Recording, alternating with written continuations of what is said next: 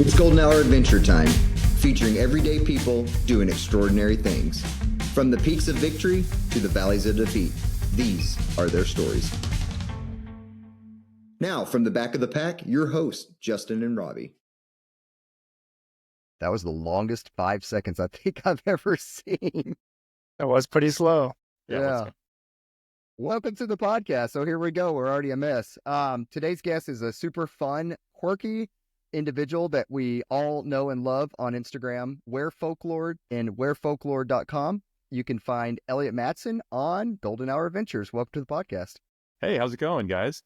Pretty good. I freaking love your hats. They're like the best hats out there. Obviously, I'm wearing black right now, but so that's not not a statement of who I truly am, but I do love colors and like the purples and the pinks, and then like you got that red like flower hat. Like, man, it's just like it's like Pokemon. I just want to collect them all. Thank you. That's so great to hear. Yeah, I just wanted to do something that was very different that I hadn't seen in the trail community. Yeah.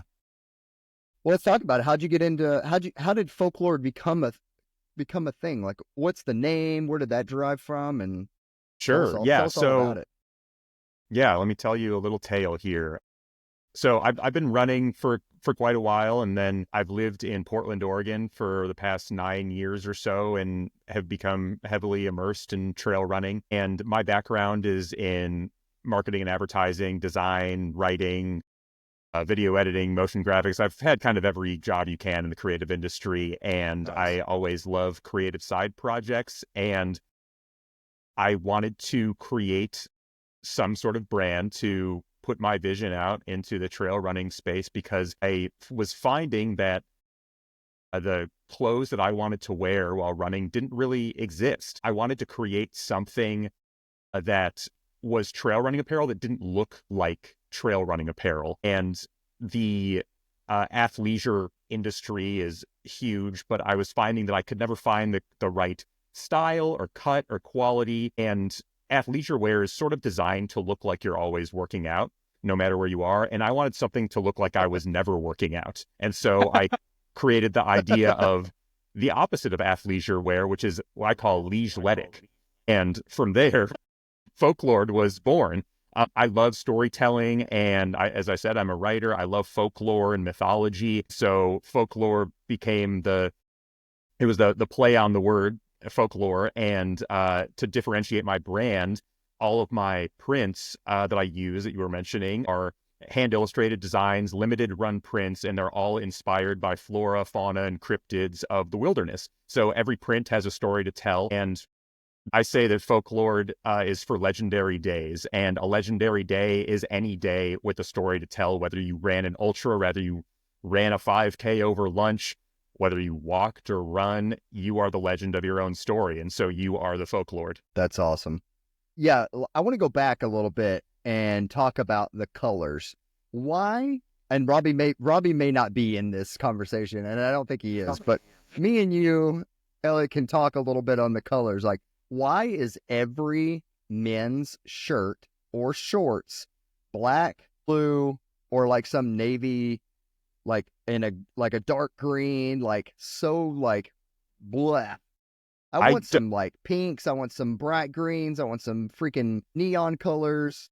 I'm right there with you. Yeah, part of the reason why I want to go hard and do these all over prints and sort of unexpected colors is because I felt the same as you. I thought that there was so much like banal solids or gradients, and the stuff that is, maybe a little more fun. Maybe it's like one SKU or one design in a whole line of products. You might find like that one Patagonia trail running shirt or that one Prana trail running shirt that's cool, but it's only one thing. And so I thought, well, what if I had a whole brand around that concept? And like you said, you walk into a trail running store or a running store or whatever, and everything is really boring. And I didn't want to do that. And so I'm trying to toe the line, and just like a cryptid in the wilderness, when you're wearing folklore, you're kind of hiding in plain sight, because you can wear my shirts all the time and you'll kind of, hide in polite society, but then you can go out on the trails and you'll stand out there. Yeah, I was just going to ask you that. I didn't realize that you made shirts as well. I thought you just had hats. So that's yeah. So this shirt I'm wearing cool. is sort of my flagship shirt. It's called the Myth shirt, and it's a super lightweight, moisture wicking button down shirt for running. And so that's Okay. sort of like the what I want to be known for. And so I have 2 shirts, 2 different designs out right now, and some more are on the way. Cool. Yeah, I know Rabbit, they dropped a button down. They have the long sleeve and short sleeve, and I have a few of them, and they're phenomenal. I was actually wearing one today. They're great shirts. So I'm excited that more companies are getting into that. What did you call it again? What was your term for it? Leisledic. Leisledic. Yeah. Don't steal that. Patent pending. All right, I'm not going to be making shirts anytime soon. Yeah. So, But yeah, I just to like your colors, point, but I'm not creative enough to make. yeah. If we get off this podcast and you start making shirts, I'll be a little suspect. But Uncle Justin's homemade shirts. Come on, I gotta have a better name than that. I mean, I thought you said you're creative. That's all you could come up with. Well, I'm putting all my effort into Folklore. I can't really be moonlighting for you. All right, we'll give you that. Yeah. But like what you said, I mean, Rabbit, yes, they have a great button-down shirt. They also have many other products, Yeah. And so I wanted all my products to emulate that idea of leisledic and something unexpected, something that doesn't look like you're trail running at all. And so that's sort of the impetus for Folklore. When I wore my my Rabbit button down that I've gotten so many times. It's like, oh, you're dressed up to be on the trail. And I'm like, it's just a running shirt. So I appreciate that you're like taking this a different way, because the Rabbit button downs are kind of like a dressy style looking shirt. They do have some colors in them, but they're just kind of like a button down shirt some guy would wear to his 9-to-5 office job every day. Yeah, and you could totally wear a Folklore shirt around, but they're just going to be have a little more personality, have some story to tell. I have a friend that was telling me I have this shirt, which is a St. John's wort flower. Then my other shirt that I have is a narwhal print. And my friend was telling me that he wore his shirt to work and to a run. And some people were like stopping him, asking him about the print, telling them about their experiences with narwhals. And like that's what I want to have happen. I want people to stop and say like, what is that shirt? Why are you wearing that? Like, what is that print? Awesome. Yeah. Yeah, I have a shirt on. It's from my friend and previous guest, Chad Ultra, and it says, yes, finish hard, ultra hard. I got some looks today when I was walking around wearing it. So yeah, you're always ultra hard, right? If it's one thing I knew about you. Yeah. That's great. I'm glad that I've left that impression on you. That's for sure. That's just the vibe I get from your Instagram. So what's been your favorite print so far? My favorite print, that's hard to say. I have a couple that are coming out that are super secret that I'm very excited about. I just released, as you mentioned, my hats. I tried to get some prints into my hats, so I did an all over printed one. I call it the Johnny because it's inspired by Johnny Appleseed. It's an all over apple print hat, which people have been liking, and so that's super fun. Yeah, the one I said I'm wearing is a St. John's wort flower. It's supposed to like ward off fire and evil. And then the narwhal print people like a lot. It's obviously narwhals are real, but there's a lot of mythology to them. And I just want, to have prints that are going to get people talking, that are somewhat unexpected, that don't feel like they're cookie cutter designs, because they are hand illustrated by me and they're all limited run. And so I want there to be a sense of urgency, like you got to get this before it's gone. Just like a creature in the wilderness, you might see it and then it's gone. Yeah. Where do you see your company growth going? Like where would you like to be? Let's just say 5 years from now. Like where would you like Folklore to be? Cool. I'd like to still have enough money to make Folklore. I'd like Folklore to exist. That's like the bar. But yeah, I never got into this thinking that I wanted to like scale up immediately. Folklore is my side job. I have a full-time job, but I would love it to continue growing. I really want to be the runner's running brand. At this stage, there were a few races this weekend that I know people were wearing Folklore stuff at. And actually my friend sent me a photo from the Lake Sonoma K, and he and another one of my friends who did not know each other were there wearing Folklore shirts. And so I love that notion that like you see someone and you immediately know that they're in the know as well. And I love that idea. I love Folklore to continue growing grassroots like that. And I would love to just be able to get it into enough people's hands that more people start seeing it, that I can create more scale and more variety for people. Because right now I just have a limited set of products. But yeah, I think that that's what would make me really happy, is that I can just like continue to do this and continue to grow it in a way that seems feasible and economical and Yeah. realistic for me. Yeah. No, that makes sense. Let's talk a little bit on the business side of things. Is it an American company? You obviously American company, but U.S. based industry, or are you going off, outside for production, or what are you Yeah, so doing? my shirts are made in Guatemala, and then my hats and a couple other products are made in China, and it's really just like a numbers game with that. You just have to, but I tell everyone that like these products are not like blanks that I found that I applied prints on. This shirt, the hats or whatever, they're like built from the ground up. I approached manufacturers and sent them different ideas of what I wanted, and together we built the shirt, the cut that I wanted, the fabric. The shirts have a particular laser cut preparation on the back. And so this is like a fully custom garment. That's something that I think for a smaller brand, if you were to see on Instagram or whatever, a lot of people might just assume that it's like, oh yeah, this is like, another shitty shirt. But the reality is it's not. And there's a lot of thought and a lot of time. And I was working on this for over a year before I released it. And I want everything from Folklore to have that sense of quality and that high caliber built into it. And I found that the more people get shirts in their hands and run in them and experience them, or the hats or anything else, then they realize like, oh yeah, this is like a really awesome shirt, and I'm going to tell my friends about it. What do you think about, a lot of these running companies or outdoor companies are going with this whole sustainable fabrics and sustainable workforces and all that? With your company just coming out, and Justin and I know this, when you're trying to get merchandise out, like we don't have a lot of money to spend to keep it in the United States or look for sustainable products.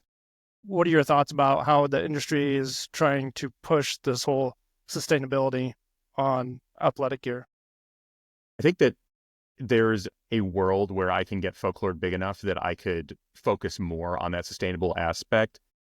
And that's not to say that right now I'm just like not caring about it and just like trying to push product out. That's the reason why I started really small, because I didn't want to just put a shit ton of products out that I had no idea where they were coming from and didn't work on, to make the best I could make them right now. But brands evolve and products evolve. And I think it's great. The industry has a forward sense and trying to bring that into a lot of their product lines. I think there are certain brands that have like, their eco product line or whatever. And I think there's like, we as a consumer have been greenwashed to the point where, we see that label or whatever, and we think that like, oh yeah, they're kind of full of shit, but, and also, maybe there is an aspect to that. And it would be great if that evaporated in the future and it wasn't like, here's our eco line. It was just a foregone conclusion that it was sustainable. But I think that's easier said than done. And but I also want, Folklore to not just be creating garbage for the world as well. Yeah. Yeah, I guess just, what I've noticed with when they do have these so-called sustainable products or whatever you want to call them, they're so expensive. And you push your market into, a niche of people that can afford that stuff, then everyone else that can afford it is just buying whatever they can afford. And, for me, I don't want to see, again, if they're going to make a sustainable product, that means it's got to be affordable for everyone, not just the people with money that can go out there and afford it. That's exactly right. I think that, that my shirts are a relatively high price point because I'm just one person doing this. But they're going to last for a super long time. And it's unfortunate that, some people will see a price tag and be like, well, I'm just going to buy like the $20 shirt from Target or whatever, which is fine. Like I have a bunch of Target shirts that I run in too, but the fact is they're not going to last as long. And then you're just going to buy more of them when you could have spent a little more money and bought something that is going to last. But I know that that's like, it's a hard pill to swallow for people, especially in a community like this where, people are spending all their money on race registration and like whatever else they're doing. So those are not going down. Yeah. For me, with a small company, I would rather pay more than just to some big market company out there pushing sustainable gear. I would buy from the mom and pop shop way before than I would buy from these big companies pushing that. That's just why I lie. Sure. Yeah, no, I it's interesting to bring up because I was initially very reticent about like putting myself as the face of my brand. But the more I have done it and sort of gone out of my comfort zone and sort of cultivated the character that I portray on social media, I'm happy I did it because I want people to know that I'm just a guy that you're buying this stuff from. I'm not the huge corporation that has, money to throw at random products. I'm really trying to make this, sustainable for me and to the point where people can continue to buy it and continue to be excited about it. And so I'm glad that I had different people push me to do that. So, there's so many like influencer people out there, Justin included, that you see on Instagram, but I'm glad I did that. And I'm hoping that people connect the dots like, okay, this guy is doing everything for this brand and I want to support him. We prefer the term content creator. Okay, I'm sorry. But honestly, Justin, the reason that I started, following you and messaging you and stuff was because I feel like your content was so resonant with what I want for Folklore. I mean, obviously, you're out there doing ultra trail runs and you live in Alaska, like it's like a hardcore community, but I find that your content is always very accessible and you're always very inclusive to everyone. And I always say that like everyone can be a Folklore. I'm not catering to the people that only go out and try to get like 100-mile PR at a race or whatever. I don't like racing. I just go out and I run because I love being outside, and I'm hoping to connect with more people that love to do that. And so, I always appreciate when I see a video of yours. Like I think I commented on, we were talking about like, it's okay to walk during a run, and I think people have this preconceived notion of like what running or what trail running is. And so I want Folklore to also be a champion of that like this is accessible. And if you want to buy like fun gear and like make yourself feel like you can be a part of this community and not be like running a million races or doing whatever you want to do and like going all out every single run, I think that's great. I think I just want people to get out there.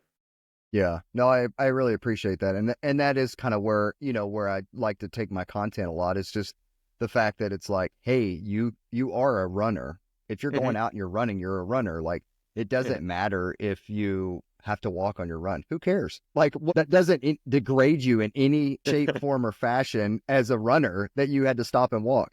I literally walk on every single one of my runs. Like, every single one of my runs, I walk on. It doesn't matter if I'm doing a 3-miler on the road.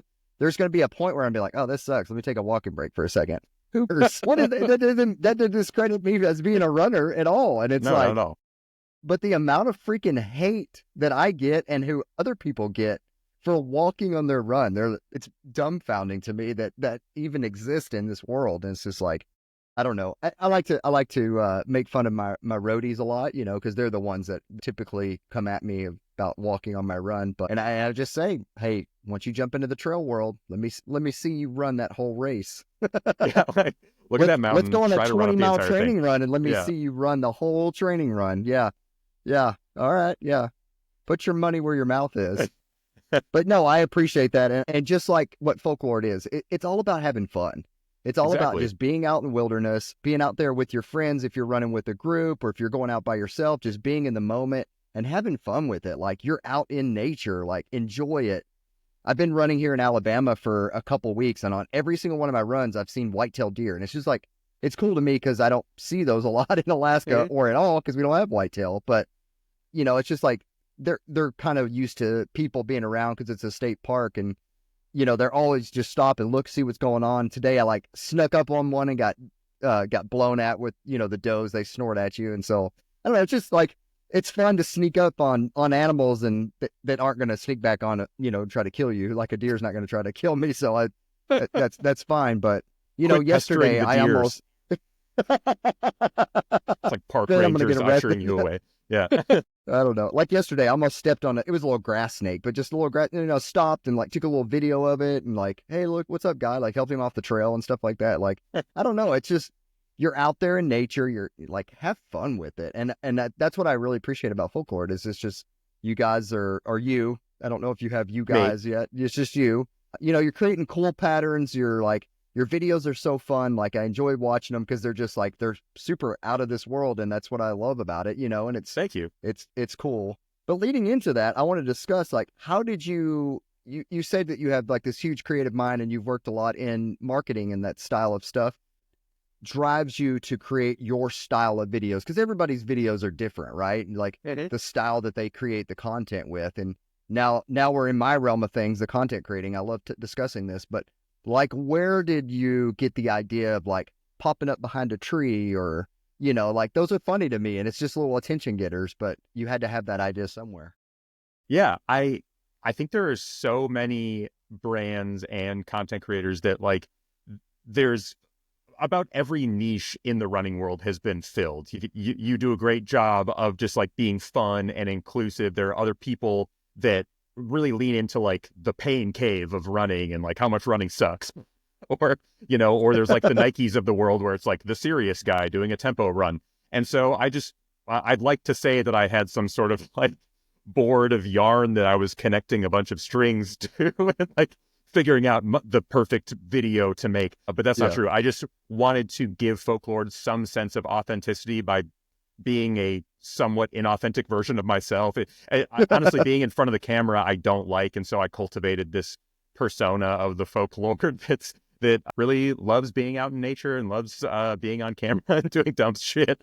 And so I just wanted to create videos that might elicit a reaction of like, what is this brand? Like, this is a trail running brand? Like just like the shirts or anything I do, I want there to be some sort of dichotomy and inquisitive, consummately curious nature about it and just fun, and show people that like, yeah, this is a super fun sport and you don't have to be wearing like all black and doing a tempo run or whatever. And so I'm embarrassed for myself of wearing just a black shirt today. Like, it's okay. Like I just like continually flame you. But, like I don't typically go out and with the idea of a bunch of lists of videos that I'm going to make. I go out and I'm like, oh, I think, that would be really funny. I think I'll do that, and I kind of let the day decide where I'm going to take it. And I also thought that like when you're creating a brand, not to sound like a complete asshole, like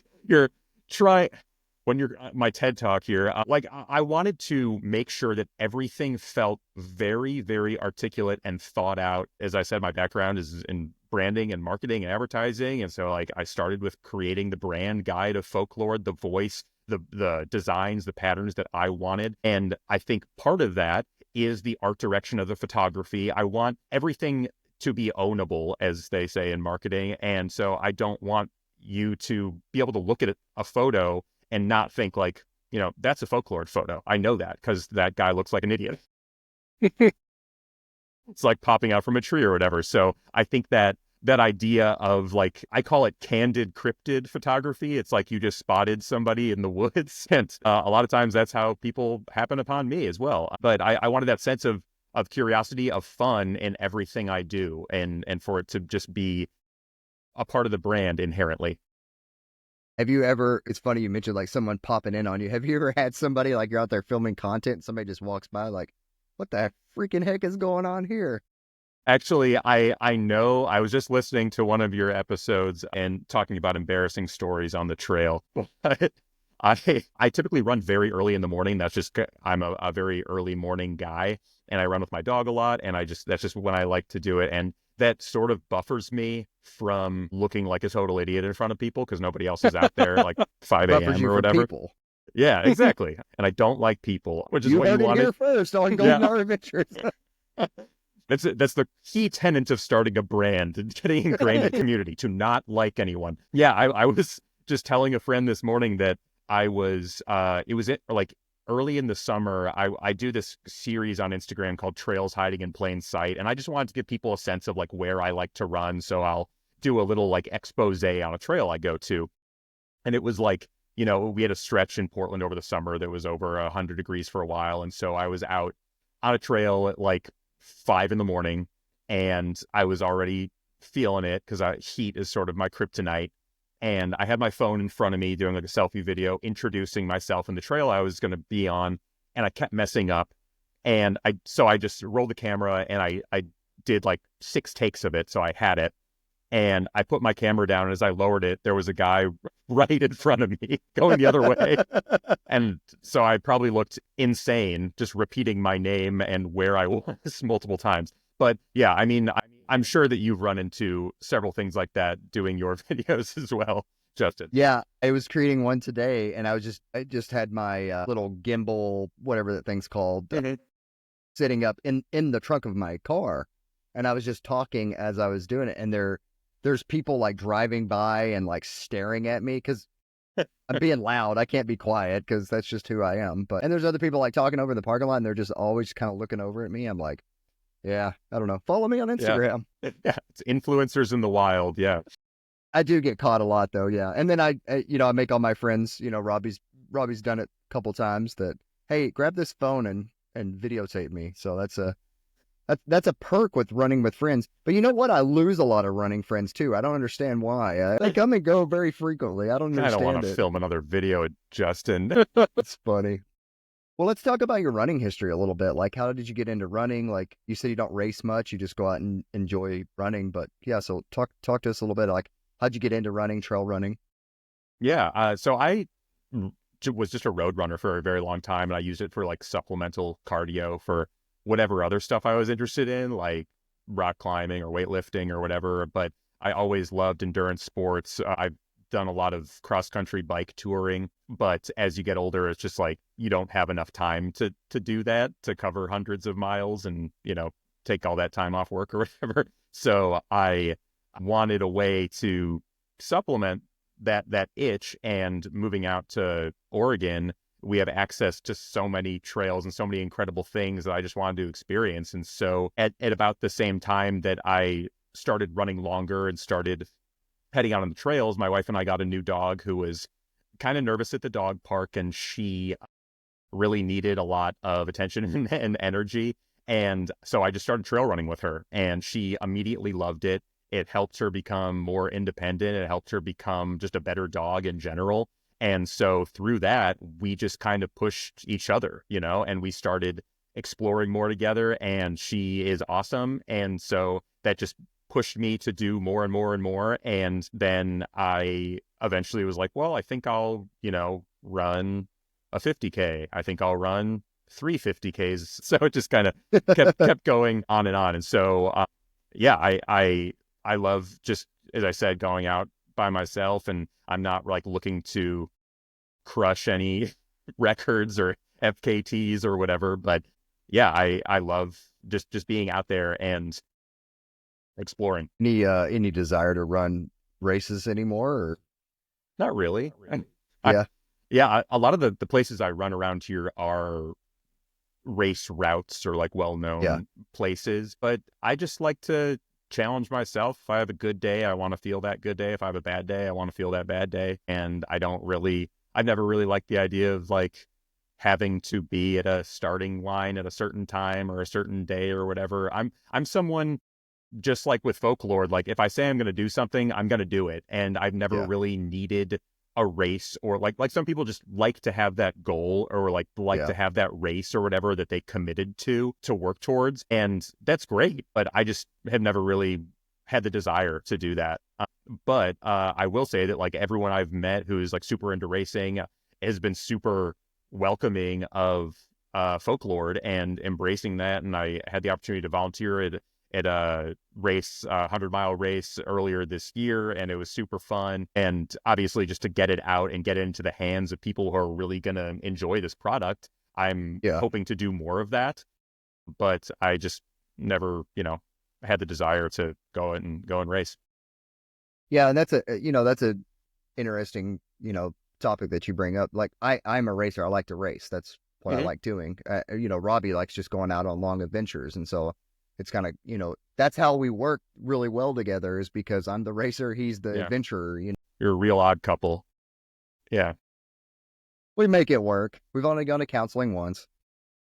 I totally lost where I was going. But it's cool that you're going out and you're volunteering at these races. Has there ever been any thought, like maybe down the road a little bit, sponsoring a race and like having Folklore as kind of one of the key sponsors, and then, actually setting up a booth, have people come in, try the gear on, buy the gear, on site? Of course. Yeah. I would love to do that. There are several races out here where you can sponsor like an aid station, do that kind of thing. I would never want to like be at an aid station and be like, hey, do you want to try my brand while you're about to die? But do it at like mile 96 or something like that, because like, everybody's sitting in the chairs. Yeah. Before you leave, you're there, you want to put this shirt on real quick? Shirt, yeah. Get up and leave, you get a free shirt. So I'd love to do that more. I would love to collaborate with like a company putting on a race, so I could do like a Folklore shirt for a race. I'm collaborating with a local running group right now to do like a Folklore hat for their group.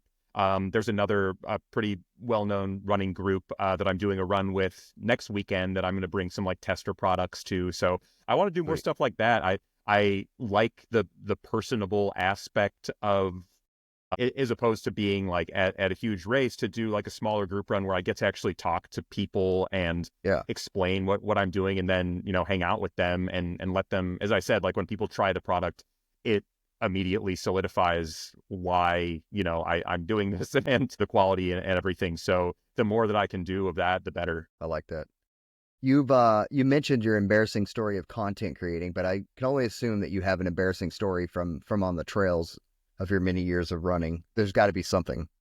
I mean, I am notorious for rolling an ankle, for doing many face plants, and I'm out there, as I said, with my dog, so she's the only one judging me. But I don't have to see anybody else. Side eye, though. I have noticed that. Yeah, she's a boxer, and she has the side eye for sure.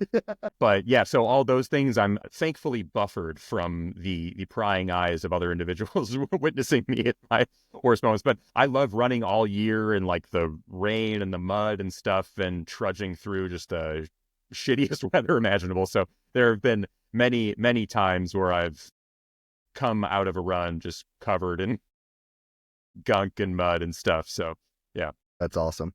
Yeah, living up there, it's definitely rainy season year round, so probably get some pretty fun muddy puddle runs. I love running through puddles. I don't know what it is. I don't know what it is about a puddle. I love running through them though. Ours are not puddles though. They're like lakes. If you it's like a lake, them, I've gone like knee deep, and I'm like, that was not a puddle. It fell.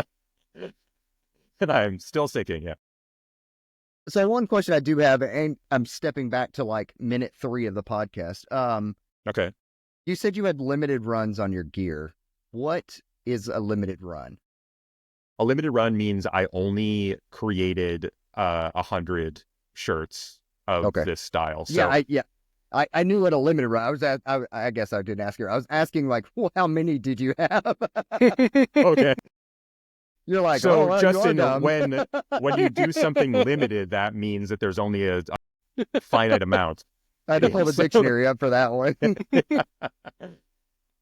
So I typically have been just doing like runs of 100 of each of my products. And then my vision is like, once they're gone, they're gone. It's like a collectible trading card, that's cool. And I like the idea of just constantly having a new thing. And, then there's the opportunity to bring it back in the coming years or whatever. Like, I like the idea that there's something that is there for a fleeting moment and then lost to the sands of time. I like it.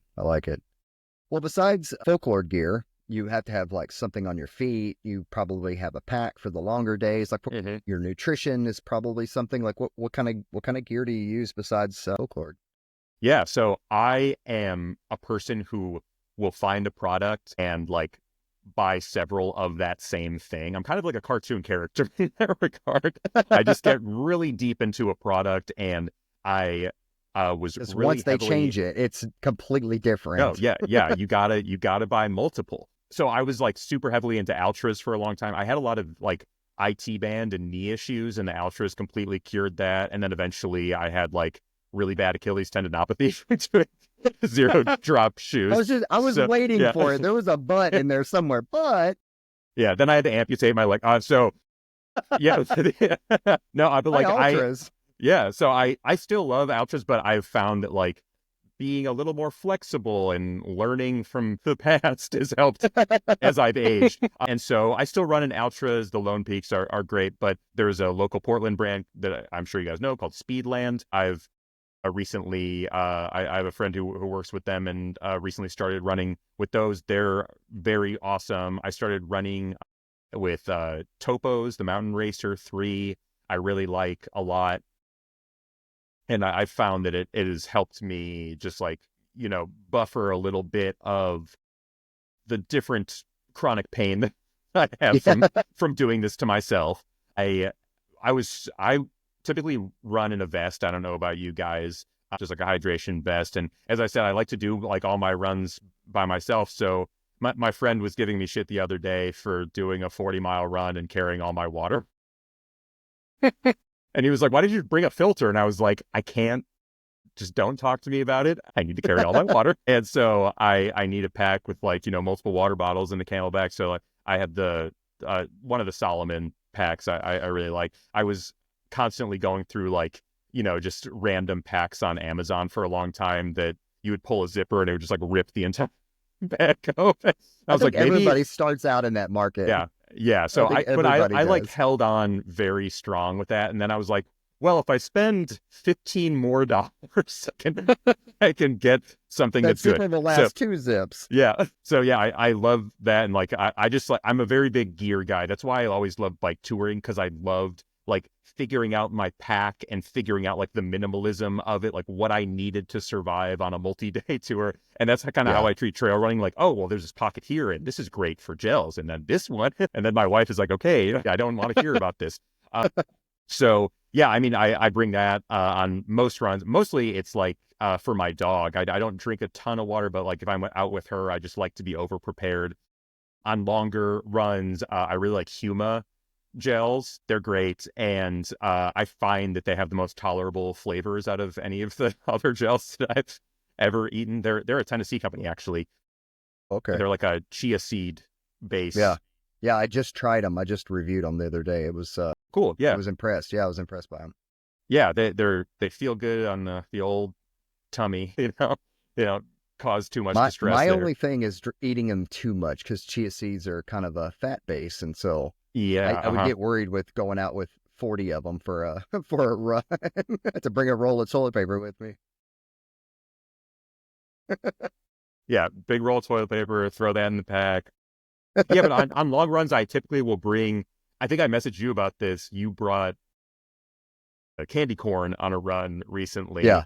Yeah. And so on the run I did a few weeks ago on Mount Hood, I was like, I'm going to do that. That sounds good. I just like to have, I know that like a protein bar, like your body's not going to be able to digest that like on a run, but sometimes I just like to have some different texture than like a goo Yeah. for, 7 hours straight or whatever. So I'll do that. And I'm always wearing Folklore, baby. And again, I because I only have these 2 shirts and a few different hats, I definitely feel like a cartoon character out there, because I'm always wearing one of 2 shirts. If you see me. That's awesome. One other question we always ask our guests is somebody from your network. It doesn't have to be running based. It can be anything. Somebody who just maybe would have a cool story that we could have on the podcast. Yeah, I don't know if it is taboo to mention other podcast hosts as guests on podcasts, but Sure. I've been on several podcasts recently. Just like it's been, as I said, that this community is so welcoming, and sometimes people have reached out to me. Sometimes I've reached out to them. But every podcast I've been on is just like a different story and a really cool person, just like you guys. I was on a podcast recently called Tribe of Runners with an ultra runner and coach named Liz Myers, who is just really cool, inspiring, and down to earth and nice. There's a guy I think I mentioned to you in an email exchange, but Troy Meadows has a podcast on the Free Trail Network called the Midpacker Pod. And again, it's just like stories from the middle of the pack. And he's such a nice and down to earth guy. I was just on another podcast called Community Trail Running with a guy up in Canada, so a little bit closer to you, Justin. His name's Adam Lee, and he has like a Substack newsletter, but also just highlights stories of, athletes and other people doing fun stuff. Then I've had the pleasure of submitting some different articles I've written and then being on the podcast of a publication called Run Try Bike. And those guys are also very cool. And they had me on they have a couple different podcasts, but Om Gandhi is a pretty accomplished ultra runner. And then another guy associated with that brand is Joe Hardin, who's very cool too. And then Jason Bamundi is the other owner of that brand. So like they're like you guys, they're highlighting stories of the everyday athlete. And Yeah. That's what I like about being on these podcasts, being able to talk about Folklore, is that everyone has a cool story to tell. And, when you get down from like off of the elite podium, people are still out there doing awesome stuff. And so, yeah, thank you so much for chatting and having me on. Yeah. No, we've had Alm on. He's a really cool guy. Cool. Yeah. Really cool he's rad. story. Yeah.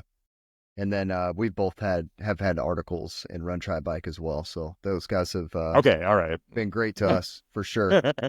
Brag Way to much? do your research. Yeah. Well, Elliot, we'll give you a couple minutes to, where can people find you individually? Where can people find Folklore? How can people buy some Folklore? Just give us the deets. Yeah, right on. So you can find me on Instagram at wear Folklore, and the website is wearfolklore.com. And as I said, I have a couple shirts now. I have 4 different hats. I have a couple pairs of socks. I'm releasing a mystery product pretty soon, and with some more shirts on the way. So if you want to follow me, if you want to DM me, I would be happy to chat if you want to learn more. But I hope all your listeners check it out. Awesome. Go follow him on Instagram. Go give him a like, order some shirts, some of these sweet hats. And if you like this podcast, please share it out to your community. Leave us a review, leave us a like, leave us a comment on the Instagram page and the Instagram post, and we'll see you on the trails.